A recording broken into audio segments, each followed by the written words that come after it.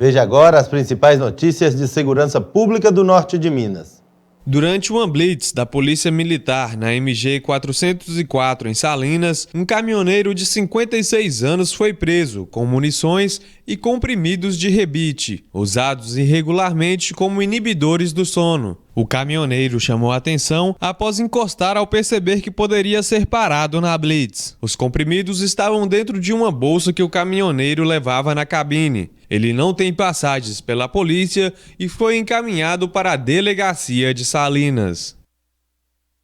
Nas proximidades da BR-365 em Montes Claros, nesta quinta-feira, uma equipe do Corpo de Bombeiros e de funcionários da Prefeitura precisaram de 8 horas de trabalho para combater vários focos de incêndio. De acordo com os bombeiros, o fogo atingiu pontos no entorno do bairro São Geraldo II, residencial Montes Claros e aterro sanitário. Foram gastos 26 mil litros de água e a área atingida pelas chamas pode chegar a 12 hectares. As causas do incêndio não foram identificadas.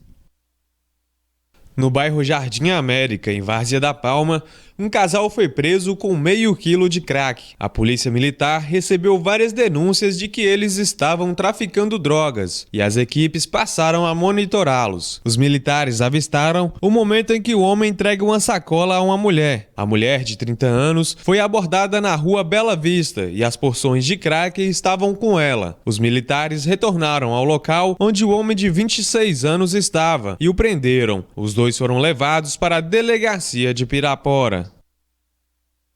Em Montes Claros, 7 pessoas com idades entre 18 e 53 anos foram presas suspeitas de envolvimento com o tráfico de drogas. Um local indicado por denúncias anônimas como ponto de tráfico no bairro Vera Cruz foi alvo de monitoramento. Um dos 5 envolvidos usava uma motocicleta. Ele foi abordado na Avenida Deputado Plínio Ribeiro e foram encontrados 5 porções de cocaína. Ainda no ponto de tráfico foram detidas mais 6 pessoas, no momento em que eram preparadas porções de drogas para serem vendidas. Além dos entorpecentes, R$ 1.500 e uma segunda moto foi apreendida.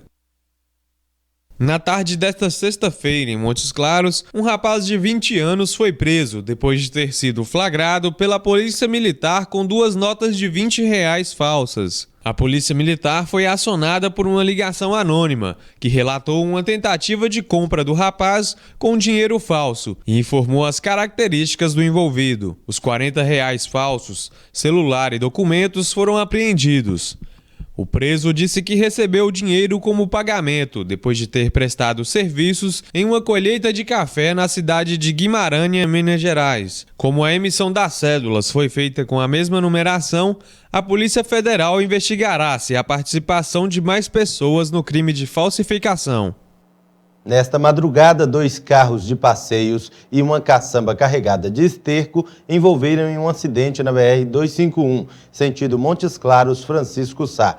O trânsito ficou interditado nos 2 sentidos por cerca de 2 horas, pois a caçamba ficou tombada no meio da rodovia e foi necessário a utilização de um caminhão-guincho para destombar a caçamba e liberar a pista.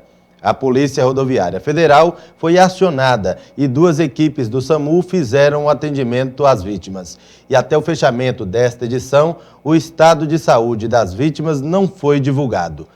As calçadas são os locais reservados à circulação de pedestres, por isso as condições devem favorecer o acesso de todos os tipos de gente, incluindo os idosos, as crianças e as pessoas com deficiência.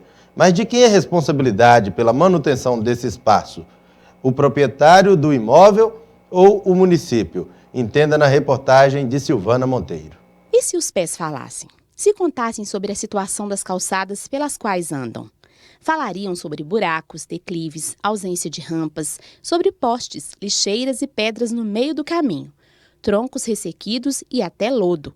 Não só os pés, mas o corpo da professora aposentada Solange tem o que contar sobre uma péssima experiência vivida em uma calçada. Era um pedacinho do tronco da árvore que a pessoa cortou e deixou aquilo lá. E quando eu tropecei naquilo, eu fui de frente assim, foi prensada lá na parede, né?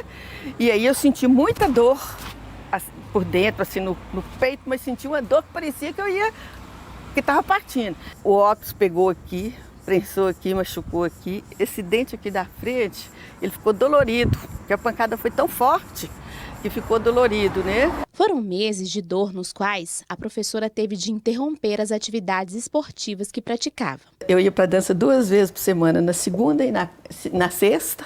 E a hidroginástica, depois aí com a queda eu parei com a hidroginástica um tempo e também não voltei mais na hidro. Tinha que ter uma posição para deitar, uma posição para levantar. Foi um tombo bravo, viu? A professora aposentada passou os dias posteriores ao tombo à base de remédios para dor e anti-inflamatórios. O responsável por deixar o tronco de árvore sobressaltado na superfície, sem sinalização, provavelmente não soube dos momentos difíceis vividos pela dona Solange, nem que descumpriu uma obrigação legal. O artigo 5º da Constituição prevê o direito à propriedade. No entanto, para o exercício dessa garantia, é dever da propriedade cumprir sua função social. E uma dessas funções é a acessibilidade de quem transita no entorno dela, contribuindo assim com o direito de ir e vir de todo cidadão. Além de ser a porta de entrada da casa ou da empresa, a calçada é uma pavimentação que deve ser pensada para a circulação do pedestre. É muito importante que os proprietários dos imóveis se conscientizem, em relação à necessidade de que os passeios em frente às testadas do seu imóvel estejam em perfeitas condições, sem ressaltos, sem depressões, com piso antiderrapante, que possibilite o melhor caminhamento das pessoas. Se, por um lado, o proprietário do imóvel é responsável pela manutenção da calçada, por outro, a prefeitura tem o dever de fiscalizar o cumprimento dessa regra. Em um eventual prejuízo causado a terceiro, tanto um quanto o outro podem responder judicialmente pelos danos morais, materiais e até estéticos decorrentes da queda. O município tem o poder de notificar o dono do imóvel para fazer o conserto. Se o dono do imóvel fazer o conserto, o município pode ir lá e fazer o conserto e cobrar do dono do imóvel. Então, a gente teria uma responsabilidade aí já de 2 pessoas, uma pessoa natural ou jurídica, depende de quem for o dono do imóvel, uma pessoa de direito público, que seria a municipalidade. Por essa manutenção e por eventual acidente que tenha sido causado pela falta dessa manutenção.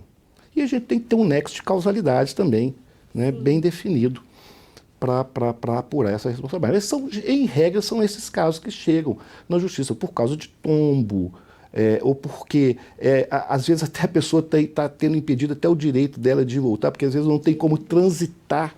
Se o cidadão tem dúvidas de como pavimentar a calçada, deve buscar na prefeitura as regras técnicas a serem seguidas. A fiscalização e as multas a quem não cumpre a regra são importantes, mas é preciso consciência coletiva para uma cidade cada vez mais acessível e democrática. Para todos, não só para o idoso também, assim, mas mesmo para os jovens, porque acontece também com os jovens.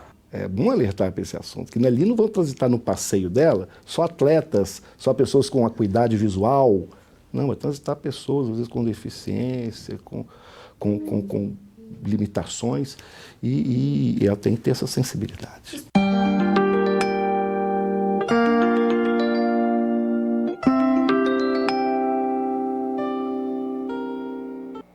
A seguir, motel abandonado em Montes Claros vira ponto de tráfico de drogas.